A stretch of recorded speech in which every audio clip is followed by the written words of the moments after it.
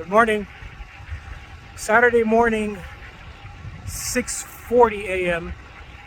and it's already 90 degrees.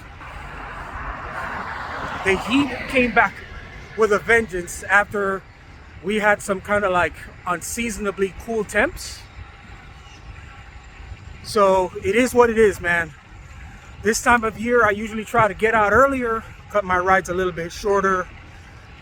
Also, I try to manage the intensity. But today I'm meeting up with Alligator. And if you've watched my video on the South Florida group ride mashup, they're one of the rides that I featured on there. It's a hard tempo ride, 50 miles nonstop. But it's a small group, so the pace is steady and it's experienced cyclists. My friend Cherie is meeting me out there, and also my friend Patricia is supposed to be meeting out there. So we'll see how we fare. I'm looking forward to having a good day on the bike.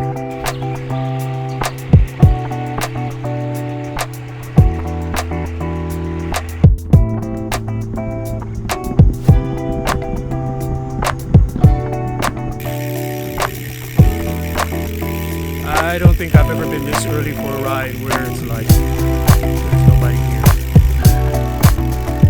Yo! Morning. What a beautiful bike, man.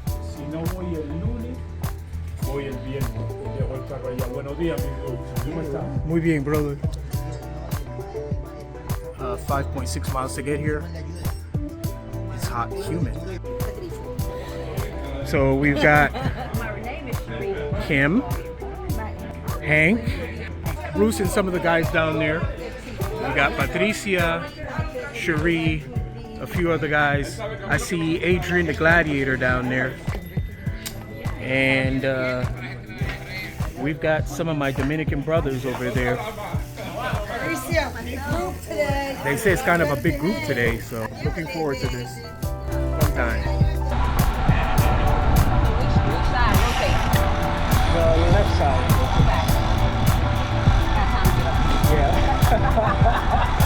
That's right, you heard her. Smart cyclists know that this is a sport about conservation of energy. And what Cherie and I were talking about is the notion that on this ride, as a double pace line, one pace line rotates more than the other one, that being the left side. The right side is basically about two guys taking turns, more or less. And if you don't want to be in a rotation, you just kind of stay on the right side. But cycling is a sport of conservation of energy, not about how strong you are. Gotta be smart. That wasn't one of the things that I was going to talk about today. That's kind of like a freebie, but what I'm going to do in this video is I'll drop some thoughts as we ride along. And it's just observations that I have as a really old school cyclist that maybe does some things a little bit different than the newer cyclists do. The first one is warm up. One of the best things about this ride is that there's a painfully slow warm-up. I mean, we go out from the shop doing 14 to 16 miles an hour, and you saw how casually we headed out. Then they ramp it up to 18, then they get up to 20. After about 4 miles, they finally light the rockets and we're off. We get up to that sustaining of 23 to 25 miles an hour, which is the thing that makes this ride so tough. 50 miles nonstop, just hitting it at that sustained speed. It seems though that every big group ride these days, there's no warm-up. They start out at 20 and it only goes up from there.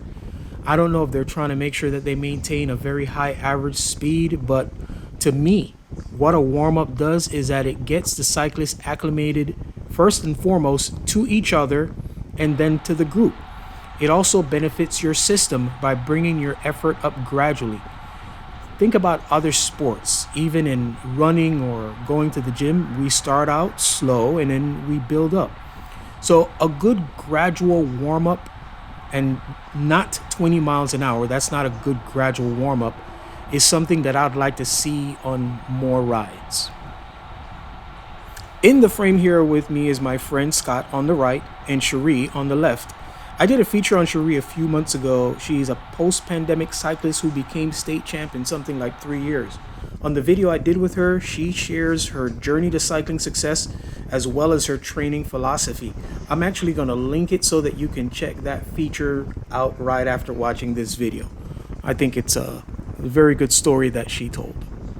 As we are headed north, you will notice a huge gaggle of cyclists headed south. That is Ride 84 A Group. It's my usual Saturday morning ride. It's a lot of folks out there. I will talk more about positioning a bit later. I am second wheel behind Mauricio, who is an absolute beast on the bike. And sometimes when you're second wheel, it is not much different than as if you're actually on the front. This big group that is swallowing us up is Gali's A Group. As they came around us, I immediately felt the wind resistance go down. And I mean a lot. That highlights the difference of riding in a small group up front versus surfing wheels in a larger peloton or in a larger group. It is a big difference, folks. Again, conservation of energy.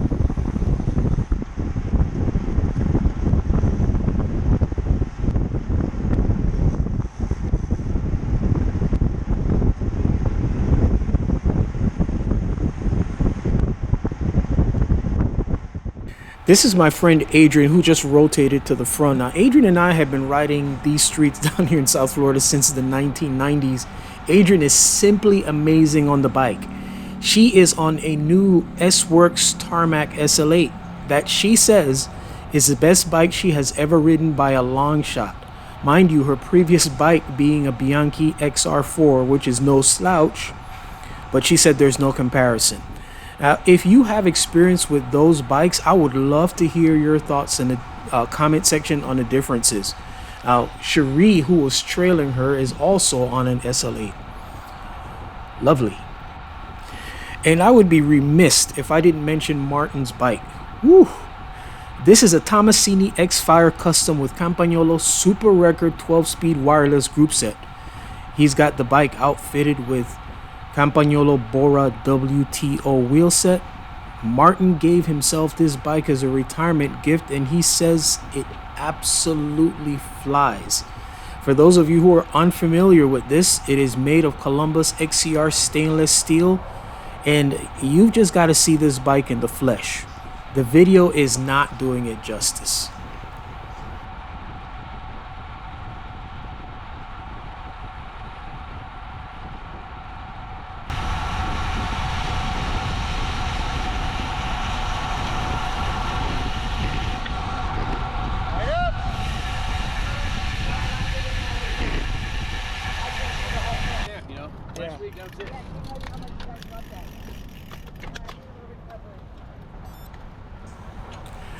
At this point of the ride, the heat is really turned up. I mean, we are cooking. Everyone is suffering. I am tired, hungry, and very hot. My legs do feel good though, and I feel like I can continue to put power down, but I want to get through the ride. I have not taken a turn on the front, but I have been at the front or close to it for the entire ride. Now, it is beneficial to be close to the front on large group rides, especially early on, because you avoid some of the gaps from distractions and therefore the early surges. Being second wheel, like I mentioned earlier, is a lot like being on the front, no matter how well you try to tuck. Having 3 or 4 riders in front of you provides infinitely more shelter than being behind just one cyclist. So keep that in mind as you focus on positioning yourself in the wheels to conserve energy. At this point of the ride, this is definitely what I'm trying to do. I'm trying to keep 4 or 5 riders in front of me for shelter. I don't want to go too far back unless we are like on a long stretch and I don't have to worry about coming off of lights or turns, or where I'm dealing with people's distraction and therefore having to deal with surges. So it's that compromise. You want to be close to the front, but at this point not too close to the front, and you want to kind of like be middle back, but definitely not too far back at the wrong time of the ride. Positioning is key.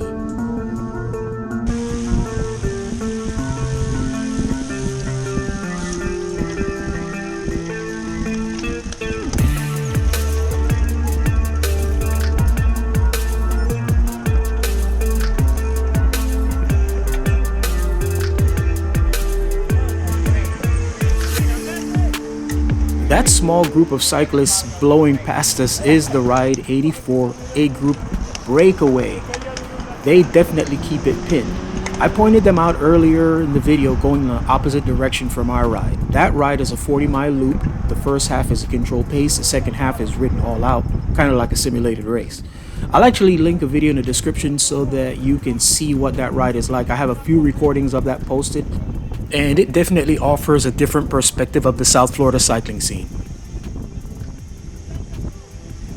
One of the things that really attracts me to this ride is that there is an actual rotation. Many of today's rides are just a couple of people on the front pulling the group along. There's no rotation. It's just basically a procession that, frankly, can get boring at times. I like rides with rotations. It helps to build skill and fitness in a different way, and frankly just makes the ride more interesting.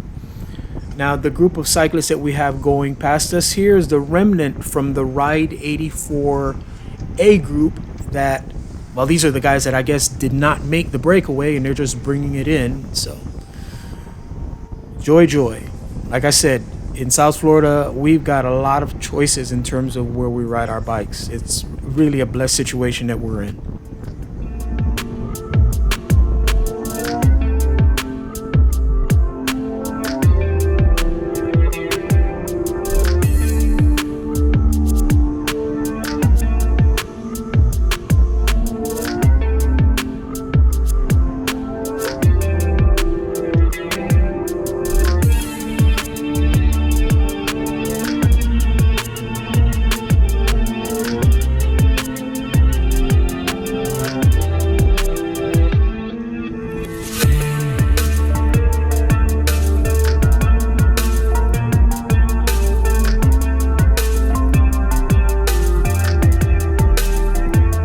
All right, let's talk about proper preparation. This is the hang on to get through section of the ride. This is a point where your fitness and preparation shows. In anticipation of the ride, I did get a good night's sleep. I did do some research in the morning about wind direction and temperature. I had a good breakfast consisting of oatmeal, banana, and coffee.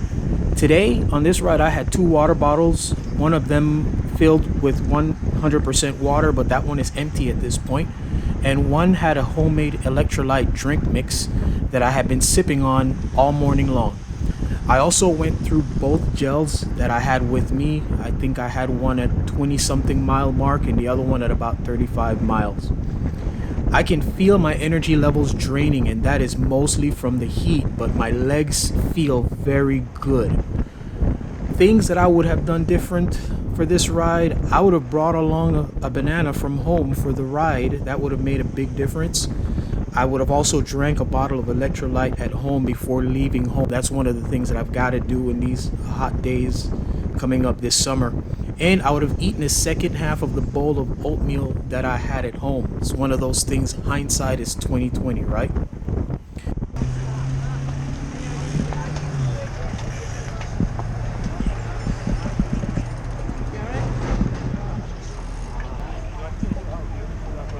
Thank you. I love it. Look, it's awesome, baby. You like it a lot better than the XR4, than the Bianchi? Oh, ain't no comparison. Oh. There is no comparison. This by far is the most superior bike. Did I ride? Yeah, did I have the XR4? You had the XR4, right? You have to really be in top shape in your body, no pain free, and you can go for it. This thing you don't even need. This is easy power, man.